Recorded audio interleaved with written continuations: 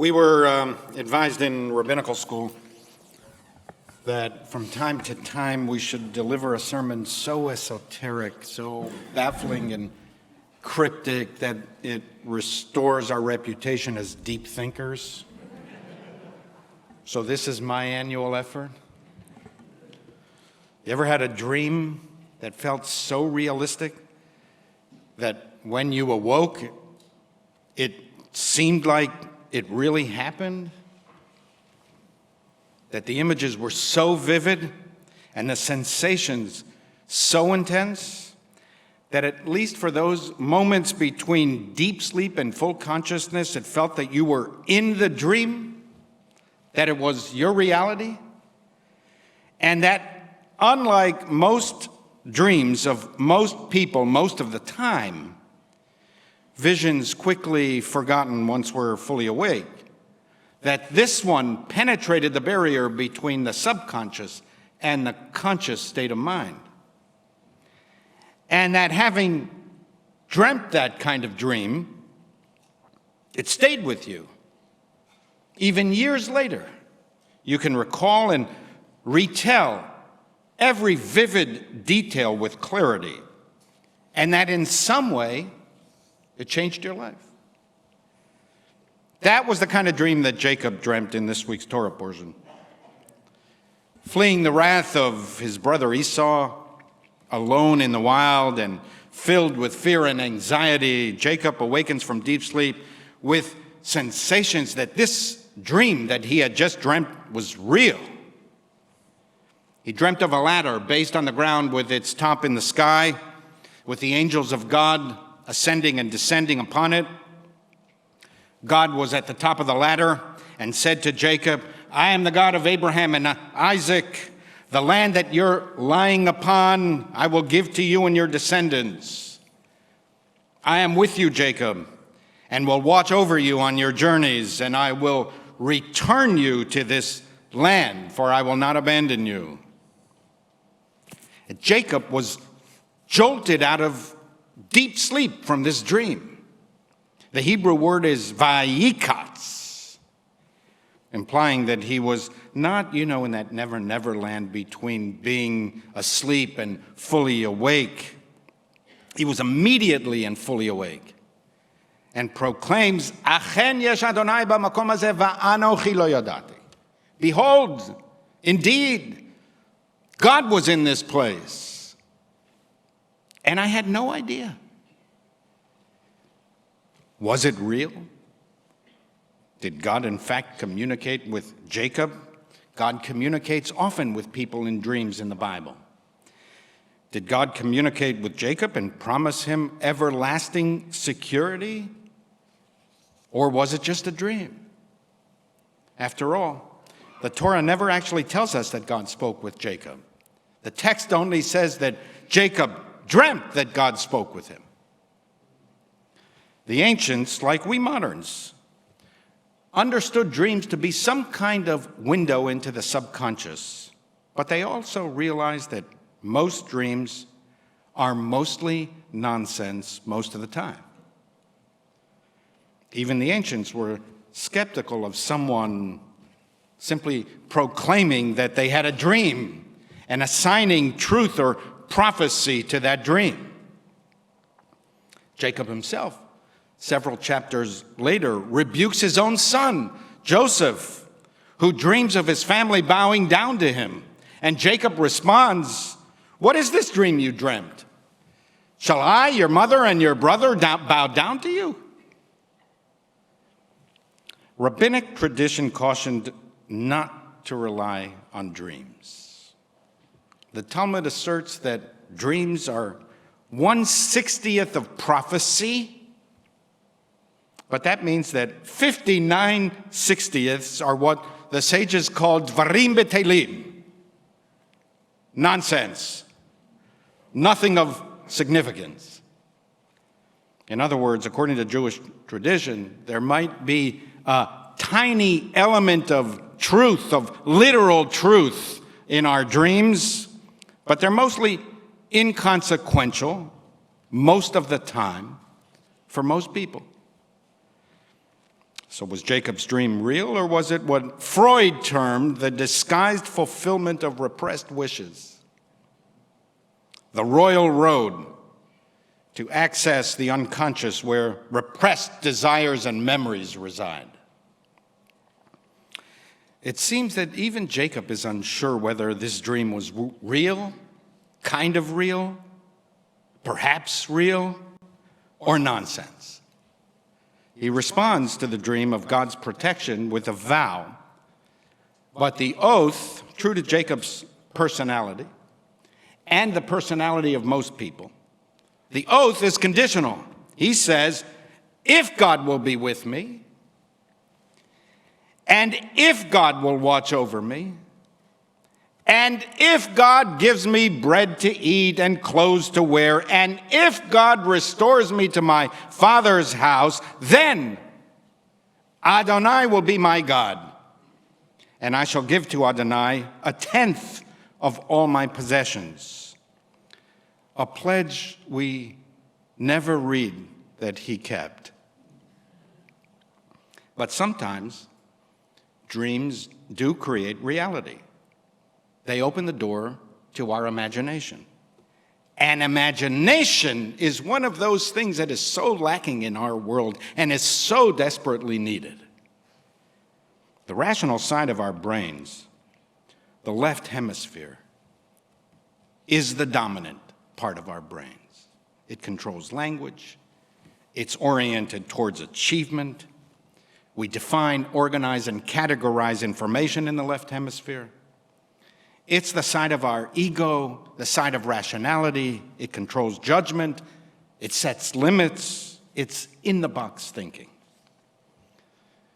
But in the right hemisphere, that's where we see visions and pictures and colors. I read a short, fascinating book entitled My Stroke of Insight by Dr. Jill Bolte Taylor. She's a Harvard-trained neuroanatomist who at the age of 37 suffered a massive hemorrhagic stroke on the left side of her brain. In the book, she describes in detail her experiences from the moment of her stroke through the many years of recovery. She could examine the effects of her stroke, as she described, from the inside out, as a scientist observing herself. She described how her stroke incapacitated the left hemisphere of her brain. Her right hemisphere, however, was not damaged. Joy exists in the right hemisphere. Dr. Taylor described how colors became much more vivid and bolder. She could appreciate music as never before. She could even sing on key for the first time in her life. Not that I want a stroke to be able to do that. She felt more compassion, observed more beauty, saw more curves and textures than ever before. Her creativity blossomed. She wrote that she felt now a deep inner peace, an inexplicable but very real feeling. She felt at one with the universe and could appreciate her life's meaning as part of something much bigger than herself and much more awesome. She wrote that when she lost her capacity in the left hemisphere, the right hemisphere became uninhibited. It was freed from the self-restricting, self-defining, rationality-based, judgmental, in-the-box thinking of her left hemisphere. Now, of course, we cannot exist with any independence without our left hemisphere. We would be unable to take care of ourselves, nor would we be able to reason or rationalize or advance scientifically and technologically. But what Dr. Taylor emphasized is that the right hemisphere is an equal part of our makeup as human beings and accesses a reality of the universe that is normally inaccessible to most of us. And that got me thinking. Perhaps some people, the great prophets, the poets, the playwrights, the great artists, the musicians, maybe they have a more developed right hemisphere than most of us. That could explain why some people feel so powerfully and personally the reality of God in their lives. And others could deem these people delusional, psychotic, unhinged, or in pursuit of some God idea that seems to them to be entirely irrational and childish. You heard the story of the Upper West Side Jewish parents who sent their child to the Trinity School? Know that one? The parents were militant and vocal atheists. About a month after the child began school, he casually said to his father, "By the way, Dad, you know what the meaning of the word Trinity is? It means the trio of the Father, the Son, and the Holy Spirit." The father, barely restraining himself, grabs the boy by the shoulders and seethes, "Son, there is only one God, and we don't believe in him."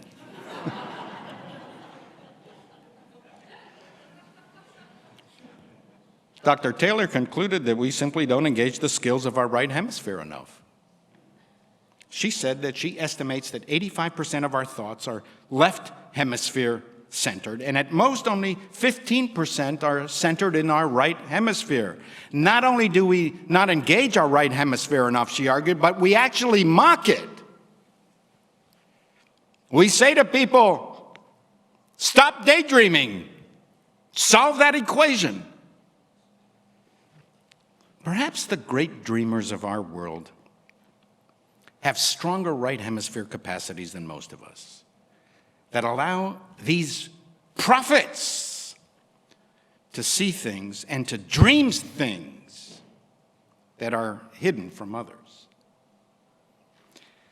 Between 1896 and 1898, Theodor Herzl lived at 6 Bergasse Street in Vienna. These were the years when he first dreamed the dream of a Jewish state.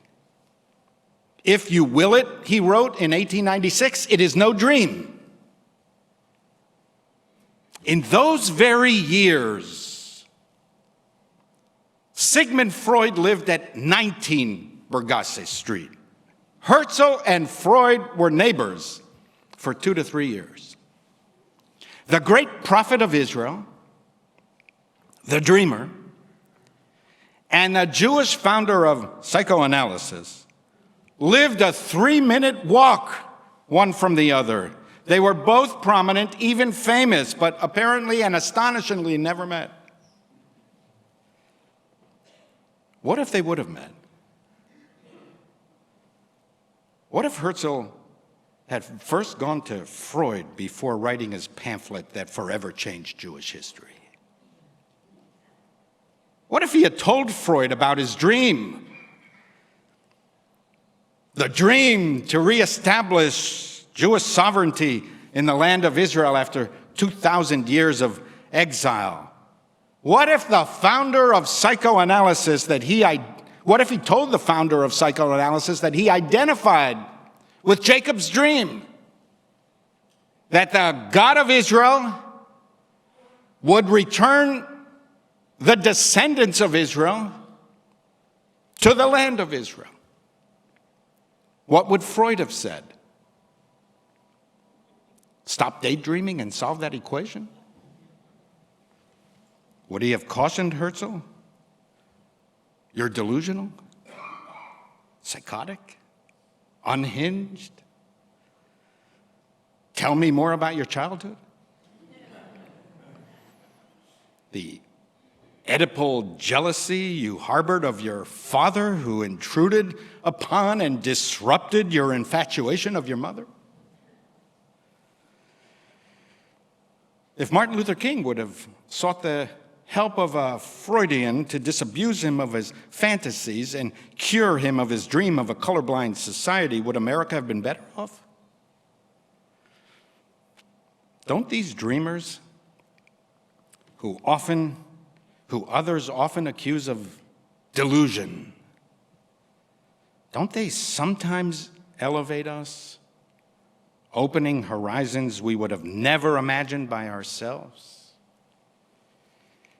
I love this short poem by Samuel Taylor Coleridge.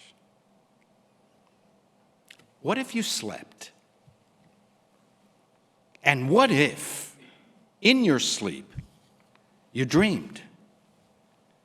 And what if in your dream, you went to heaven? And there plucked a strange and beautiful flower. And what if, when you awoke, you had that flower in your hand? What then? Keep that little flower in your hand, the evidence of the truth of your good dreams. Do not dismiss good dreams.